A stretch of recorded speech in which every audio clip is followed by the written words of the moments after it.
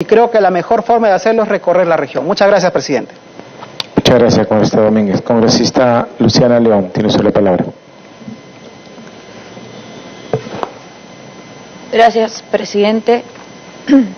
Para saludar en primer lugar la presencia de la señora ministra Jara en el seno de esta comisión. Y ahora que el sector ha sido asumido por una nueva autoridad, es importante aunar esfuerzos, como lo ha dicho muy bien el congresista Domínguez, con todos los actores de manera unida y va a contar con todo nuestro apoyo para lograr la seguridad y el bienestar que requerimos para nuestra población. Señora ministra, como usted bien sabe, el sector tiene un sinnúmero de problemas. Es un sector muy grande, muy complejo, no solo con el tema de telecomunicaciones, el transporte aéreo, portuario, sino sobre todo el de carreteras, que es el que sabemos enluta a nuestro país, nuestras carreteras, constantemente. Esto genera miles de muertes y millones de pérdidas en infraestructura. Sabemos que cada año aproximadamente son 3.000 peruanos que mueren a causa de un accidente de tránsito. Eso viene a ser 8 muertes diarias. 8 muertes diarias que podemos prevenir, que podemos evitar, si es que fuésemos más responsables y si trabajamos en una tarea sobre todo de fiscalización en estas áreas del transporte terrestre, que es donde vemos que hay tanta informalidad y tanta inseguridad. Pero miren cómo cambiaríamos como ciudadanos si es que prevenimos 8 muertes diarias. O sea, yo sé que si esto sucediese en un transporte aéreo sería un escándalo y sería mucho más dramático de repente para algunos, pero la verdad es que se trata de las mismas vidas humanas. De repente, ¿por qué? Porque son personas de escasos recursos, no le damos la importancia suficiente. Entonces, esa indiferencia es la que tenemos que evitar. O de repente no es indiferencia, pero es incapacidad para prevenir estos problemas, esta informalidad que vemos constantemente y que lamentablemente no hay solución a la vista. Y digo, no hay solución a la vista porque en la gestión anterior no se pudo solucionar, por ejemplo, este tema, y más bien lo que sucedió es que se agravó, dejando más muertes que en el 2017. Es decir, por año, en vez de ir reduciendo, aunque sea 1, 2%, 5%, no, lo que vemos es que año a año venimos aumentando en la cantidad de accidentes de tránsito. En el 2017 tuvimos cerca de 2.826 muertos, en todo el 2017, y tan solo me estoy refiriendo a los accidentes de tránsito. En el 2018, 3.245. Y bueno, por lo que va este año, según las estadísticas, va a superar este número. Entonces, si no hemos llegado ni siquiera al semestre, creo que podemos, empezando sobre todo su gestión, trabajar para que este número, que ya viene aumentando, no siga creciendo. Por ejemplo, el Banco Mundial menciona que el crecimiento potencial del PBI per cápita de los países que no invierten en seguridad vial podría reducirse de 7 y 22% en un periodo, pero de acá a 25 años. O sea, y como van las cosas, se demuestra que no podríamos lograr la finalidad que buscamos. Si bien la gestión anterior, y no solo la anterior, sino las anteriores, en los últimos años, 15 años, por ejemplo, se ha enfocado siempre en lo que es tarea de infraestructura, ¿no? Con una inversión que supuestamente superaría los 8.000 millones de soles. No hemos visto nada en favor a la seguridad vial. nadie niega su importancia, pero ¿para qué sirven estas obras de infraestructura que supuestamente lo que favorecería sería la conectividad en nuestro país? Pero la verdad es lo que vemos no es que se está resolviendo esta tarea de conectividad, sino más bien lo que se está es aumentando en las muertes en nuestras pistas. Y si no planteamos acciones claras y concretas, señora ministra, como usted sabe, no vamos a cumplir las metas que se plantearon en el Plan Estratégico Nacional de Seguridad Vial, que es reducir en un 30% la cantidad de fallecidos para el 2021. Entonces, si bien es cierto en su exposición, usted sí ha hecho bastante énfasis en el tema de la seguridad vial, queremos saber, por ejemplo, lo que ha mencionado respecto a consolidar la información en sistemas únicos de información de materia de transporte y tránsito, ¿no? Esto quisiéramos saber para cuándo, si nos puede dar una fecha precisa, exacta, de para cuándo vamos a tener este software o esta herramienta de gestión para hacer una evaluación, monitoreo y control de las transferencias de financiamiento de proyectos viales. Y cuál va a ser... cómo va a realizar esta consolidación de la información en un sistema único, porque también tenemos que tener en cuenta que no solo es en el tema de transporte y tránsito, sino, por ejemplo, tenemos datos que no son uniformes, que no son permanentes o los mismos. Si es que analizamos, por ejemplo, la cantidad de accidentes que informa la Policía Nacional, por un lado, uno tiene que ir no solo a la policía, pero si vas al Ministerio de Salud por la cantidad de accidentes que se resuelven o que se atienden ahí por el SOAT, tampoco vemos que esta línea es uniforme o que esta información es uniforme. La policía te dice unos datos, si vas al gobierno local o regional te dice otros, si vas al Ministerio de Salud te dicen otros totalmente distintos. Entonces también sería importante que cuando hagan esta consolidación de la información de sistemas únicos, no solo en transporte y en tránsito terrestre, sino que también se pueda uniformizar esta data en estos tres sectores, ¿no? Y respecto, si bien es cierto, usted sí está haciendo bastante énfasis en los temas de seguridad vial, queremos saber para cuándo puede aterrizar estos temas, porque aquí habla de un proyecto de ley que establece medidas en seguridad vial. ¿Eso va a ser algo nuevo, este proyecto de ley? ¿En qué consistiría en realidad? ¿Cuál va a ser este aporte nuevo, adicional o innovador que nos pueda... y para cuándo tiene planteado presentar este proyecto de ley? Por otro lado, cuando hace mención a los terminales periféricos, los terminales terrestres, bueno, eso no es nada nuevo, eso ya sabemos y todos estamos en la línea en que hayan terminales periféricos, ¿no? Entonces, para lograr esto, ¿qué se tiene pensado hacer? Obviamente, trabajar con inversión privada, tienen algo ya concreto, porque, claro, la lógica me dice, y no solo la lógica, sino lo que sucede ya en ejemplos en la región. Por ejemplo, vemos que en Chile, en Santiago de Chile, con una población de 7,5 millones de personas, tiene una normativa muy rigurosa, muy fiscalizadora, que combate la informalidad, con más fiscalización y verificación en seguridad para personas.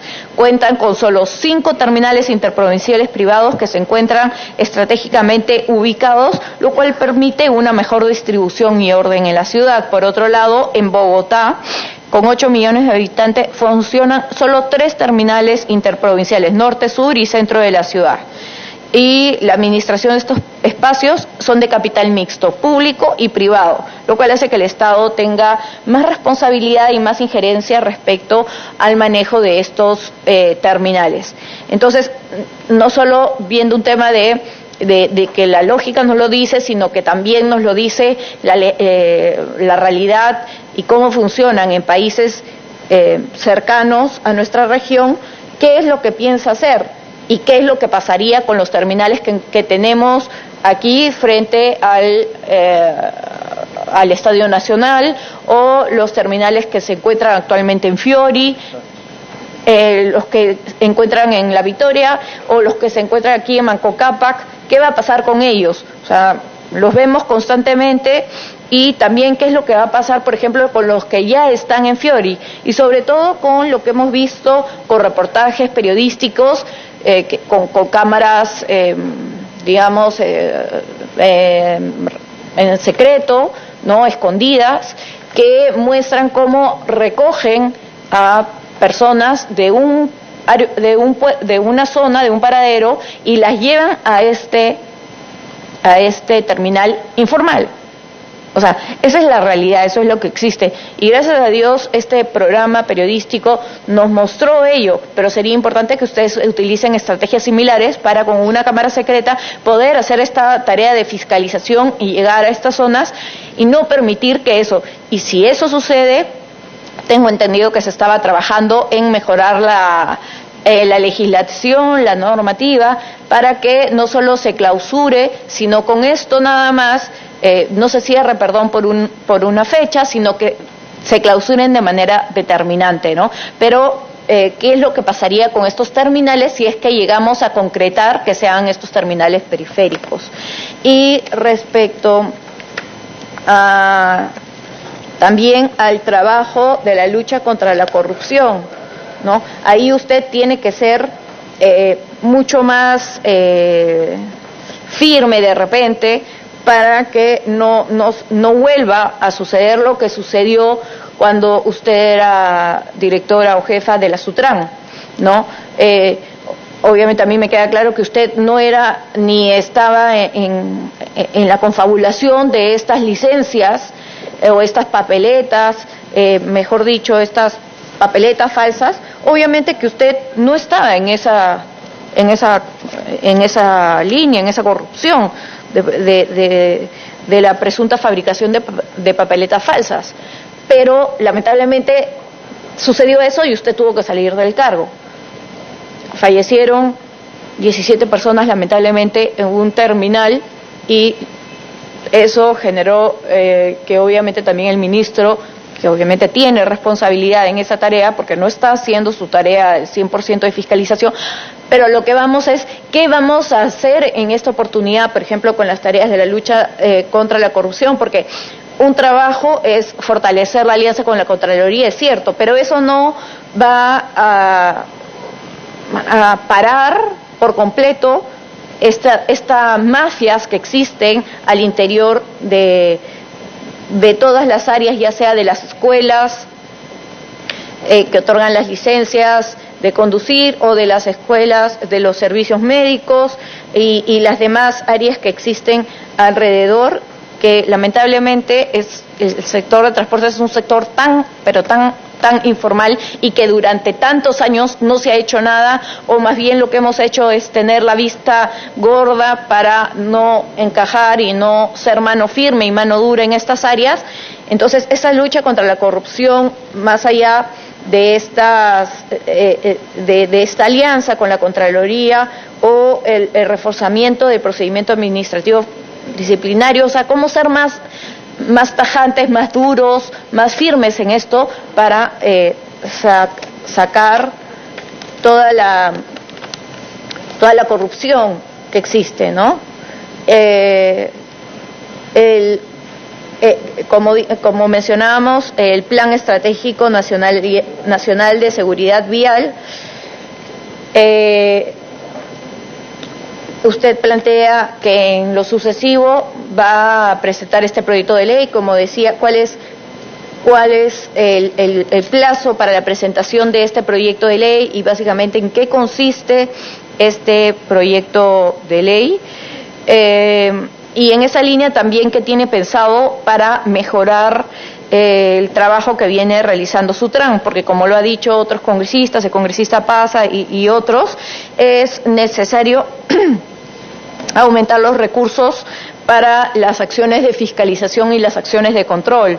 Con 48 millones de soles, no sé qué tanto se podría hacer para la tarea de fiscalización en terminales, en carreteras. Entonces, más allá de la persona, del encargado como jefe de la Sutran, vemos que también se trata de un tema de recursos económicos para hacer bien su tarea, ¿no? Y de repente trabajar con mayores dispositivos tecnológicos que le permitan hacer esta tarea de fiscalización y supervisión. Cuando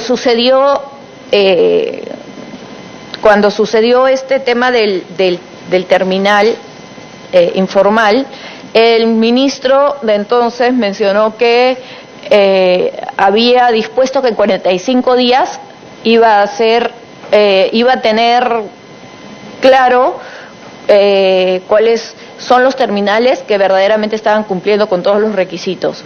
Obviamente esos 45 días ya pasaron, él no se ha quedado en el cargo, pero es importante que nos dé cuáles son estas acciones de control y cuáles han sido los resultados, ¿no? Porque ese fue un anuncio, de repente no sé si usted lo tomó o los directores de estas áreas tomaron el tema y porque, por ejemplo, el MTC de Trujillo habilitó 119 terminales terrestres a nivel nacional, ¿no? 119 terminales terrestres. ¿Cuántos de esos serán formales? ¿Cuántos de esos cómo estarán cumpliendo verdaderamente con todos los requisitos? Entonces usted tiene que ser más rigurosa para que no pase lo que pasó en Sutran y que no sigan actuando estas personas con la informalidad que ya vemos existe y operan en el país. Y en Lima estos 26 terminales informales que crean caos e inseguridad ya los han cerrado, los van a cerrar, les han puesto un plazo para que cumplan con los requisitos, ¿no? O sea, quisiéramos saber, porque el ministro entonces mencionó que tenía 45 días para informar. Esos 45 días ya pasaron y no nos han traído un reporte de lo que ahí sucedió. Lo de Sutran ya le mencioné, y por otro lado, el Ministerio de Transportes también, con el ministro de entonces, mencionó que para el 1 de abril iba a tener ya operativo esta norma del ATU, que la dimos aquí.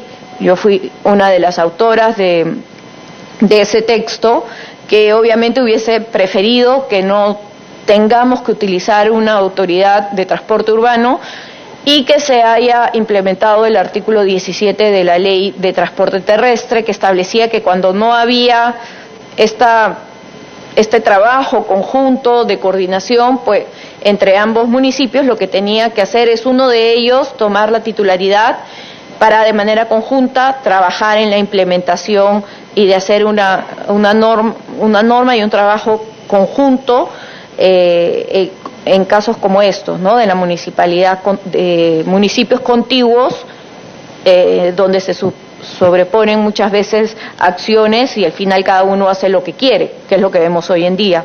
Entonces, esto dijo, bueno, que el ATU se iba a implementar, que el ATU ya iba a salir y esto iba a ser para el 1 de abril, ¿no? Obviamente con la persona y jefe de esta autoridad. Bueno, obviamente ya hemos rebasado ese plazo y no tenemos un alcance. Entonces, usted ha mencionado que ya se están haciendo unos análisis de subsidios y todo ello, que está bien, está razonable. Pero quisiéramos saber entonces para cuándo podemos tener ya el ATU funcionando, 15 días, 20 días, un mes. Nosotros vamos a entender si nos dicen 2 meses, 6 meses, no podemos hacerlo, vamos a contratar un estudio especializado, lo que sea, pero que no nos digan 1 de abril si es que no va a ser posible, ¿no? Y además, obviamente, quisiera saber también, porque en alguna oportunidad se habló aquí del chatarreo y independientemente del chatarreo que está haciendo la Municipalidad de Lima, también se habló que el Ministerio de Transportes y Comunicaciones iba a trabajar en esto del chatarreo, ¿no? Para mejorar ir progresivamente renovando el parque automotor, pero más que renovando el parque automotor, también era sacando muchos vehículos, no solo antiguos, sino porque también el objetivo es ir mejorando el transporte de uso colectivo, ¿no? El transporte terrestre como el metropolitano, mejorando, poniendo más vehículos para este servicio, el tren también, y así sucesivamente con no solo transporte privado, sino con transporte público. Entonces quisiéramos saber si se va a implementar, se va a llevar a cabo este chatarreo. No se tiene pensado llevar a cabo, se podrá hacer de acá a 2 años, 3 años, o sea, quisiéramos saber, ¿está como política de acción dentro del ministerio o no? Y recordemos, ministra, que su sector es uno de los que cuenta con mejor presupuesto, con uno de los mayores presupuestos, que es de 15.000 millones de soles, que deben de usarse para mejorar la vida de los peruanos y evitar que justamente, como hemos dicho aquí ya, siga muriendo tantos ciudadanos y hermanos peruanos. Entonces, para ello es necesario que el ministerio tenga políticas públicas claras, firmes, duras y muy concretas, destinadas a garantizar la seguridad y un servicio de calidad. Cero tolerancia, cero indiferencia y más bien ser mano militar y con mucha firmeza, ¿no? Esas son las preguntas básicamente que tengo, y quisiera, si me puede responder, de preferencia en esta sesión y no por escrito, sino ahora, cada uno de los temas que le he comentado. Eso es todo. Muchísimas gracias, señor presidente. Muchas gracias, congresista León. Congresista Palomino, tiene usted la palabra. Gracias, presidente. Me pide interrupción el congresista Clemente, no sé si lo concede. Tiene uso de la interrupción, congresista Clemente. Gracias, presidente. Quería hacer una consulta a la ministra, si bajo qué mecanismo ustedes hacen un control, ministra, cuando se hace una transferencia para un proyecto específico al gobierno regional o a los alcaldes. ¿Cuál es el seguimiento que hacen a la obra, a la ejecución de la obra, a la calidad de la obra, para que se termine como corresponde y tenga el objetivo para el cual fue trazado?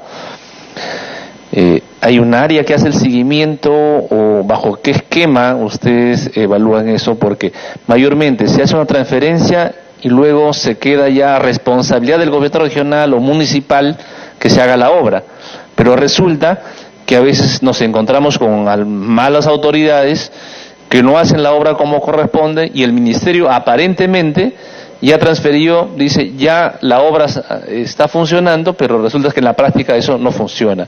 Entonces, no solamente dejarlo al papel, a la Contraloría, sino como ministerio hacer su propio seguimiento, porque ¿quién es el más interesado que esa obra funcione? Es el ministerio que le corresponde, ¿no? Entonces, ¿qué medidas se están tomando o cómo se está fortaleciendo, se está descentralizando? ¿Cuál es el mecanismo en sí que están haciendo para poder evaluar y hacerle seguimiento que la obra realmente funcione? Gracias, presidente. Congresista Palomino. Gracias, presidente. Saludar a la ministra de Transportes, María Esperanza, y el nombre nos dice, hay una esperanza del Ministerio de Transporte seguramente con los cambios que va a plantear y con este eje de gestión que nos ha informado. Ministra, con mucha atención he escuchado todos los lineamientos a través de este eje que usted ha manifestado, pero yo quiero centrarme en 2 puntos nada más, que es la seguridad vial y también la infraestructura. Yo creo que esos dos van de la mano. Cuando hay una buena infraestructura, la seguridad seguramente se va a darse por sí. Pero si la infraestructura en las vías de comunicación, en el transporte terrestre, como alguien hablaba que del track center, realmente nuestras vías no cuentan con eso. Entonces, si nosotros cada vez que viajamos, y los congresistas que viajan al interior del país, ven camiones, automóviles, todo al costado de la vía, y qué seguridad podemos nosotros hablar, y con qué formalidad o facultad podemos hablar de la seguridad, porque si no damos infraestructuras o trabajamos con ellos para poder solucionar este problema que acontece en todo el país prácticamente. En ese sentido, ministra, quisiera hacerle, de repente, consultarle cuál va a ser el plan o políticas para poder trabajar en este sector tan importante, para cuidar la seguridad de los que usan la vía de comunicación. Y esta vía y la seguridad vial también va en la cultura vial.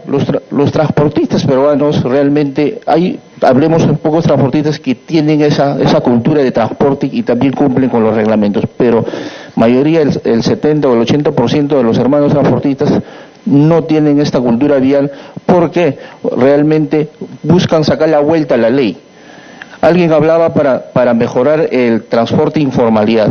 El transporte informalidad realmente lo hace el que quiere hacer servicio, porque el transporte está regulado a través de pesos en medidas. Los vehículos, el M1, el M2 tienen parámetros para poder y prestar servicio, y el M3 también. El M3 cumple con las condiciones de pesos en medidas de asiento, y cumplen con reglas de cumplir cada cierto tramo, a cierto tiempo, con 2 unidades o con dos conductores para que puedan velar por la seguridad.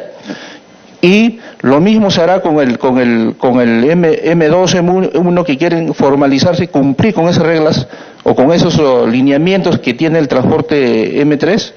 Yo creo que las leyes están bien claras.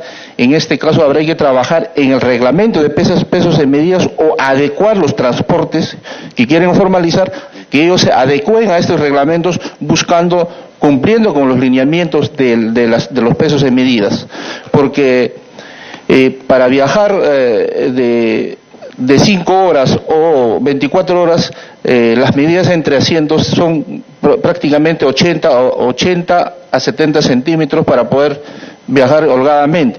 Pero en el colectivo, cuando utilizas esos, tienen un 40, viajas corrugado. Entonces la seguridad, la integridad física del usuario, por más que uno necesita viajar rápidamente, se ve maltratado.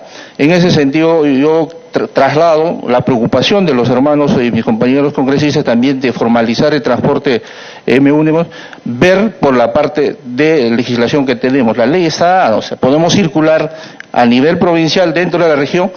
Lo que quieren es que el transporte del M1, M3, quieren que se transfiere a la interregional. Entonces, yo creo que eso tiene ya normativas, se cumple con los reglamentos de pesos en medidas. Entonces yo creo que ese es trabajar en ese lado.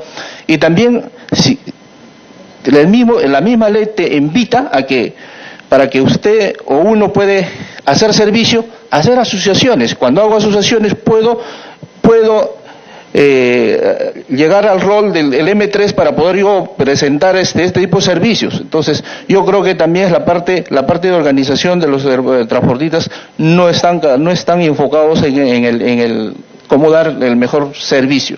Yo sé que hay lugares que realmente necesitan de este servicio, regular este tipo de servicio, pero con el tipo de la ley que manda, ¿no? En ese sentido, ministra, yo creo que habrá que hacer un mesa de trabajo con todos los que realmente demandan este tipo de servicio. Y es más, yo soy de la región de Apurímac, ministra. Tenemos 2 vías muy importantes en ahí, lo que realmente las vías de evitamiento, que en la ciudad de Abancay, que está tuburizado, que en la transoceánica diario pasan más de 1.000 vehículos y entran a la ciudad, y el transporte de vía de evitamiento, teniendo el presupuesto, teniendo ya toda la factibilidad, hasta el momento no se está dándose el trabajo para que los vehículos transiten por esta vía. Y otro de las vías importantes que también está en la misma condición es la ramal de Pacucha, Andahuaylas, de la zona turística, que tiene un presupuesto y ya está en licitación, y realmente las licitaciones que cayeron, pero ahora el presupuesto parece que están destinando a otro para sin dar prioridad a esta continuidad de este importante proyecto de la pista para poder mejorar el turismo en la ciudad de Andahuaylas y en el departamento de Apurímac. Ministra, y más que nada yo creo que es importante y cuenta con nuestro apoyo desde el Congreso, porque realmente queremos trabajar en visión de desarrollo del país. Muchas gracias. Gracias, congresista Palomino. Congresista Roy Ventura, tiene usted la palabra.